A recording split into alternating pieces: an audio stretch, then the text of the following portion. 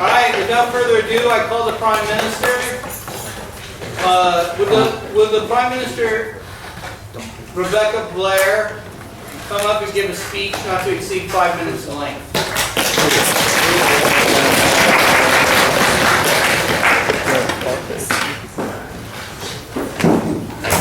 Before I start, my name is Rebecca Blair. I am a junior in ILR, and this is my second time ever debating this format, so hopefully it goes well. Good.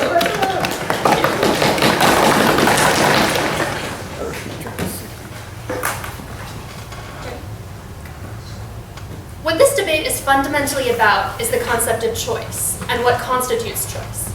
Now, the opposition might try to come before you and convince you that they are promoting the virtues of choice because they are giving this person the option as to whether he wants his memories restored. We contend that this is only the illusion of choice. Because the choice that's made under pretenses that are false, a choice that's made without all the pertinent information, is a choice that is never really given to the person. We want to restore his memory so he can make the decision as to whether to go back to his old family, to stay with his new family, or to find some combination of the two.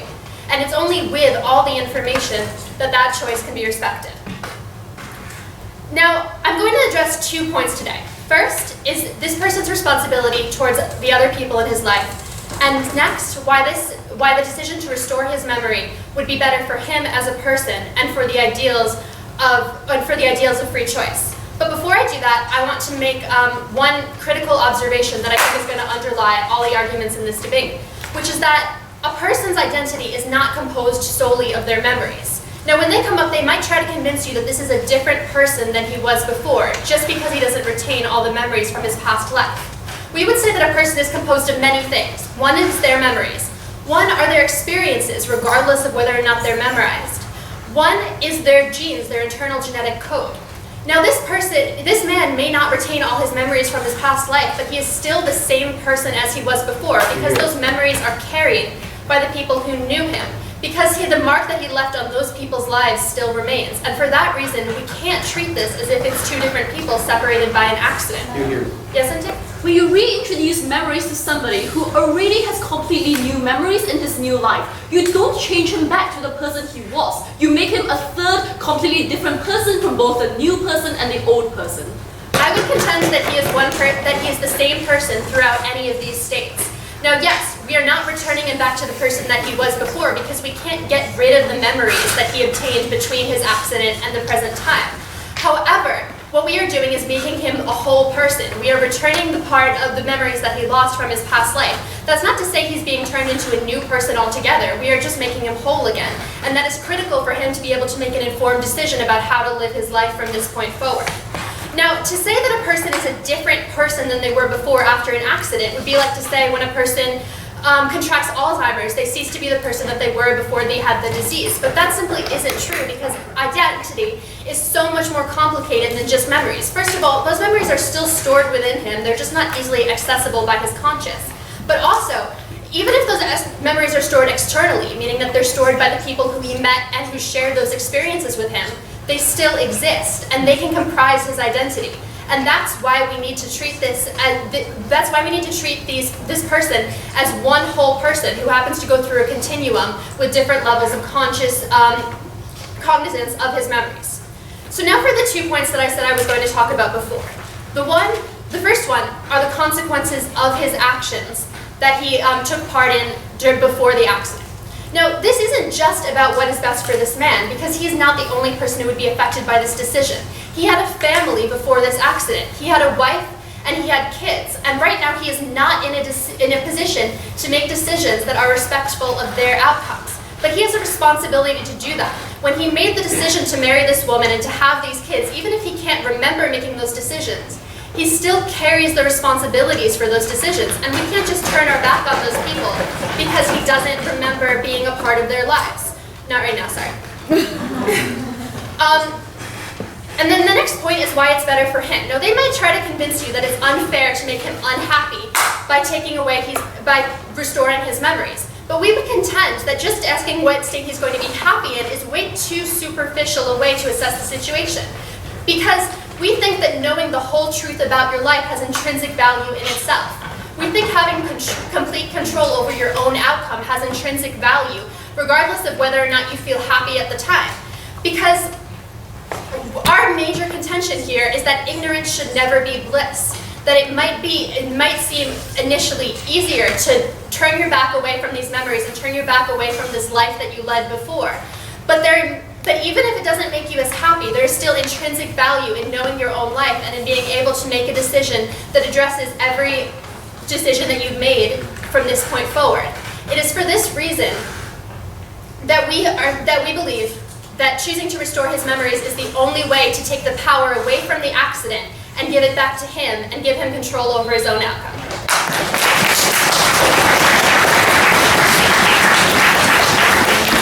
Excellent. I now call the leader of the opposition, Ben Leff.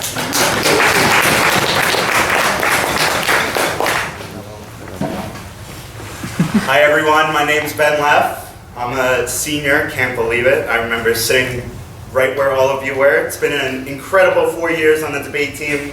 I've learned the most from anything at Cornell. Enjoy your classes, but you know. Okay, let's dive right in.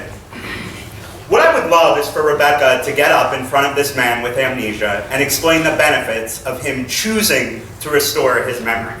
What I would not love is for him to be absolutely forced to if he makes the conscious decision, given the benefits and the cost before him. Have Rebecca talk to him, don't have Rebecca pin him down and stick a needle in his head. Okay. She claims to be, and Justin claims to be, the side that's advocating for the virtues of choice. But again, what they're saying is, we think this, we think that. They're imposing this upon him. They're not letting him make a choice for himself. So if you really do care about the right to choose, you'll side with Enting and I in this debate. And in rebuttal, unlike someone with Alzheimer's, we can talk to them. We can tell them about their family. We can slowly introduce them. But again, we are leaving the choice on them. So what this debate is how can Enting and I prove to you, first, that this person is fundamentally different, and second, and more importantly, how we can show that it can be bad to reintroduce memories. And if it is bad to reintroduce memories, the government has no right to force this reintroduction upon this person. So let's get started right away. Why this is an increased and completely new person with a completely new mind. What you have to understand is that identity is built off experiences. Unfortunately, if you lose memories, although scientifically you may have the same genes, you're a fundamentally different person. Identical twins have the same genes, fundamentally different people. So what I mean is, when you find this guy 20 years later, you can't assume that he's the same person. You can't make the assumption that he's going to love his wife again. You can't make the assumption that he's going to love his children again. Unfortunate that I'm saying this, but it is in fact true. People change under time, and we have to recognize this. So don't believe Justin and Rebecca when they get up here and tell you that they're restoring the person to a whole. Rebecca tried to tell you they're restoring this person to himself, to the whole self. The whole changes, we all change over the course of our lives, and therefore we should not force this man in a veiled attempt to get him to how he was, when in reality, he may never again, and will never again, be the same way. Go ahead, Rebecca. Under your world, where he doesn't get to remember his wife and remember his kids, can we ever know if he will go back to loving them or having any kind of similar relationship with them? Okay, well that's a fundamental choice he can make. If he is so curious, then he should be the one who says, I want my memories restored. I don't think Rebecca can decide what this man, who has to deal with the anguish of finding out that he had a family and an entire old life, I think he knows the personal anguish more than Rebecca and Justin do, trying to impose a decision they deem optimal upon him. Second point, why it's bad to reintroduce memories, and how, given that it could be bad, the government has no right to force it. So I'm going to deal with the man himself, his old family, and his new family. First, let's look at the man himself. He loves his new family and his new wife, his new sets of kids. Maybe he does not want the mental burden of learning about how much he loved his old family and his old wife of kids. Maybe he doesn't want the mental burden of having to identically choose who he loves more, which kid he loves more. Maybe he does not want that. Imagine how painful that would be to get all those memories back in your head of live births from two separate lives, two separate families, Rebecca and Justin have no right to force that burden and that mental anguish upon him. Let's look at the old family now. 2 reasons why the old family may be worse off. First, they might have moved on from the tragedy. They may have assumed he's dead. They may have remarried. The kids may have moved on. It's no reason. Life does not simply go back to the way it is. Life always changes. So don't believe Rebecca and Justin that life will go back to normal. Everyone will be happily ever after. Second, he won't be the same. The kids, it's not like the kids are going to meet their same old daddy. He'll be fundamentally different. We don't have to force this man to try to act the same, and we don't have to naively believe that he will be identically the same. Second, let's look at the new family. While the old family might have moved on, the new family depends on this man for economic, social, and moral lives, and therefore it is unfair to the new family to fundamentally turn their lives upside down. Now, what do Enting and I believe we've proven to you? We've proven to you first that this man is fundamentally different. When you change memories, delete them, and introduce new ones, it's a new person, it's not the same person.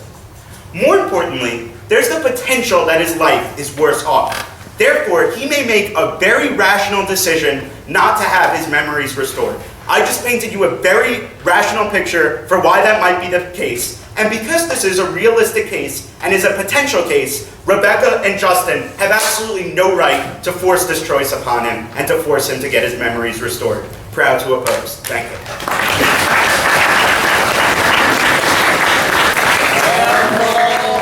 Justin Yang, the government whip.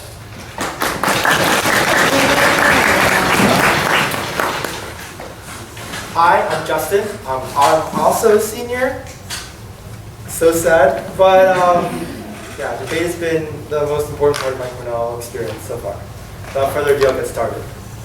The biggest problem coming out of Ben's speech is he just ignores the 3 minutes of scientific analysis that Rebecca comes up to you, telling how individuals are a continuum. If I'm dating a girl long term from some faraway country, and she's changing a lot physically and changing a lot from another place, and suddenly she moves 15 years later to go be with me, it's not like a new woman is in my life. She may have changed a little bit, but she is still the same person who I was dating 15 years ago. If a person goes to jail and comes back 15 years later, he is still the same person from a continuum. He just still be accepted by his family. They still have obligations and bonds that exist. We think they want to cut him off and say, you know what, you're a new person already. So I have 4 points of rebuttal before I get into my 2 points of actual analysis. First, I want to talk about this idea where Ben says, you know what, there's actually huge benefits that you can actually find from individuals or reasons why we shouldn't force them to do so. He said it's evil for us to say, you know what, you don't get a choice whether or not you have to force this information upon them or not. I have 2 responses. First is, remember, all of our choices actually come into conflict with each other at all moments, right? My decision to be at this debate stopped me from doing something else at another time. So how do we make a decision between which choice do we weigh? We weigh upon the decision that does the most impact, the most important decision. So now in this debate, do we weigh the anguish of information that one has already occurred to him because he's like already frazzled that he knows stuff, versus the impact of choosing not to go back or not to actually make a more informed decision as to what type of life he should do. The impacts on this side are far heavier than this side. Why? Because there could be a wife who needs child support. There could be a son who's wondering where his daddy is and wondering whether he's alive or not. There's closure that needs to be happening. There could be a whole family that's going through poverty because they're only a single mother trying to raise 2 kids after an expensive accident left them alone. They can't get away from this debate. We need to know why their decision, the choice of the mental anguish that occurs, and him saying no, it's just a cop-out answer. It's a selfish answer, and we don't want them to get away with it. Second, this idea about new people. First off, I really don't think cognitively, the cognitive science shows that people no longer exist. People who do have amnesia exhibit extremely similar personalities, extremely similar traits as their old person selves. Because genetics cause a lot of predispositions, your preferences. Your long-term memory access cord still subconsciously processes your old experiences. So for example, some trigger words can still remind you of the old things and bring you to tears, but you have no idea why you're crying. Like, I've watched enough K-dramas to know this. I was trying to think of if you give Donald Trump amnesia, he still will be an asshole.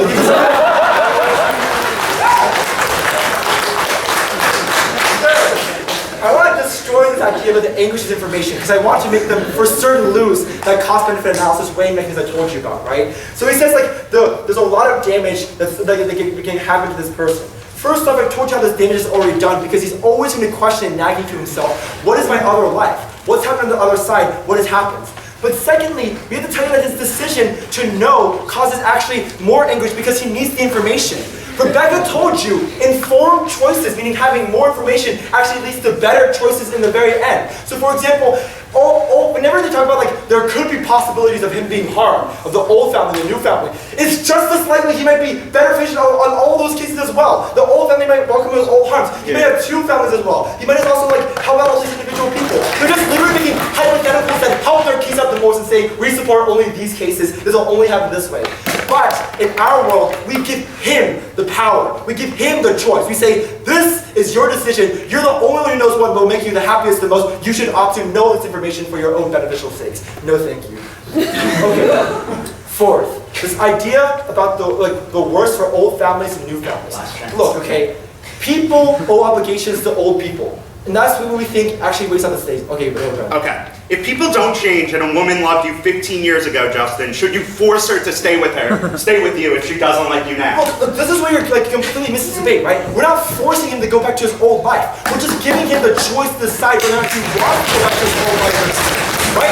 Maybe he realizes his family would be better off without him, right? But that's his decision. It's not your decision to say, you should never know this blank information. We're going to hide this information from you and do so. Because in your world, everyone who's risk averse would never make a decision. They would never know what they would do. They'd be peacefully happy with what happened here. But unfortunately, that's a false choice. It's like Morpheus offering the red pill, blue pill, and not going to be Last part, okay? I want to wait and crystallize this debate and give you one last kick your grandson to show you why we win this debate, okay? Look, when you are born as a human being, your impact's way across the world. We think it's really important for you to know at the exact moment what your decision or indecision does to people. If you realize that doing one action per day, maybe like me throwing away, not recycling my trash, might cause the end of the world, then we think you ought to know that certain specific thing. Likewise, if this person doesn't know that his not going back to his family could lead to his son's death, could lead to his mother's mental collapse, then we think he ought to know. Because at the end of the day, it's important for the government to force individuals to face their consequences no matter what's happened at the very end of these days. So for these reasons, we're very proud to be close.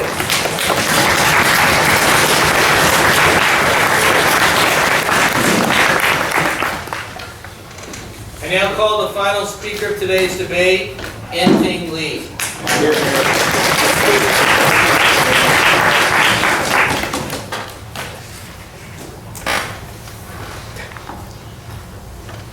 Hi, before I begin, my name is En-Ting. I'm a junior in the College of Arts and Sciences. I'm a philosophy major, and most of my time I spend debating with the Cornell debate team, and that's one of the best experiences I've had here. We get to travel so many places and meet so many brilliant, intelligent people and learn from them. Sam's not wrong when he says your grades do improve. Okay.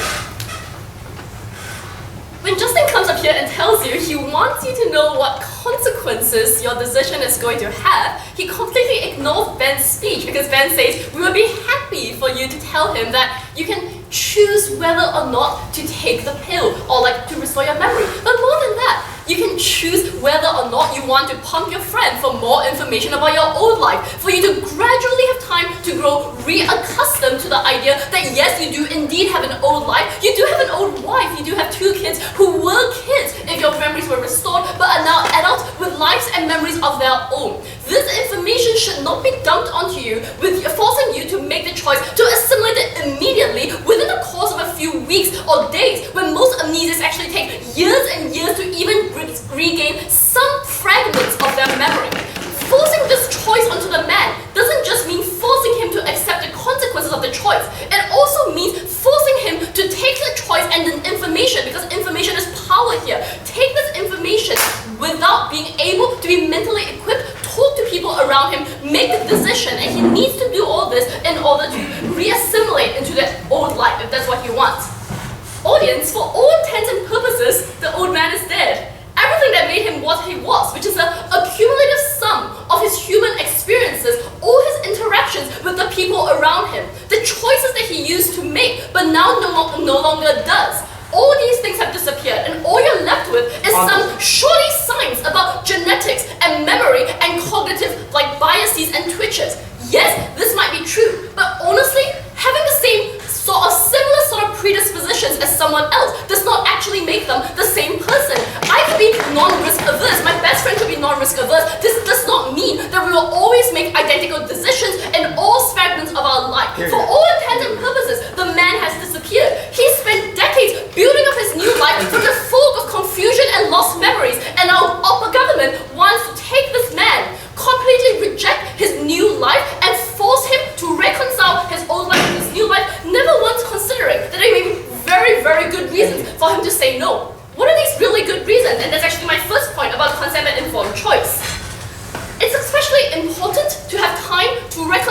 multiple identities.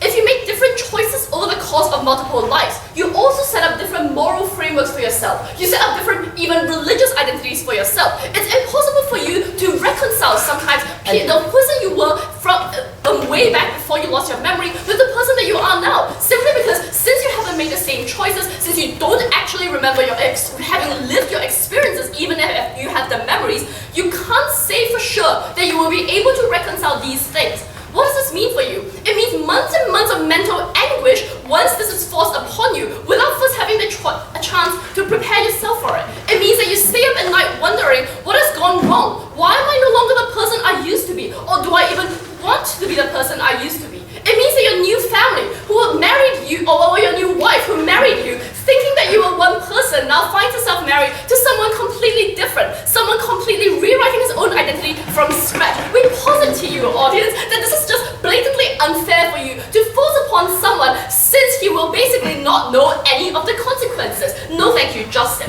Here's where I deal with the actual outcomes that are likely to happen, because Justin thinks we're throwing hypotheticals around for people. Look, when you talk about choices and impacts, you try and select for the thing that's most likely to happen. All the benefits that you want, the benefits of closure, the benefits of economic support to the old family only comes if he returns. Yes, Justin? Okay, if you think the old man is dead, just because I get blackout drunk and don't remember what I did and sexually harassed a girl, should I be let scotch-free down for a couple of Obviously, not the same, right? Because you have a legal obligation, even if, your legal obligation in this case. But in this other case, the legal obligation dissolves because once you're declared legally dead or legally missing, people are allowed to remarry, guys. In the case that you're stuck married to a dead person that was not dead forever, so the legal obligation there dissolves as well. Second of all, if you want to run this argument, then you have to be prepared to argue that if you give the man back his memories and he chooses not to go back to his old life, he chooses not to support his old life at all, he should be allowed to do that, and we just don't think that's right at all, right? So the last thing here is simply that people move on. Old families move on. Over the course of a couple of decades, they meet new people. They find new support networks. They might even find happiness elsewhere. So even if they don't move on, they expect the same person to come back, because that's what not moving on means, right? So if they expect the same person to come back, then children will have to deal again with the anguish of losing their father twice. Not just once where he lost his memory, but twice when a stranger wearing his face walks in the door and he can't actually remember the experiences he used to have with them, or doesn't feel the same way anymore. Audience, we're so proud to support letting the man choose whether he wants his memory or not.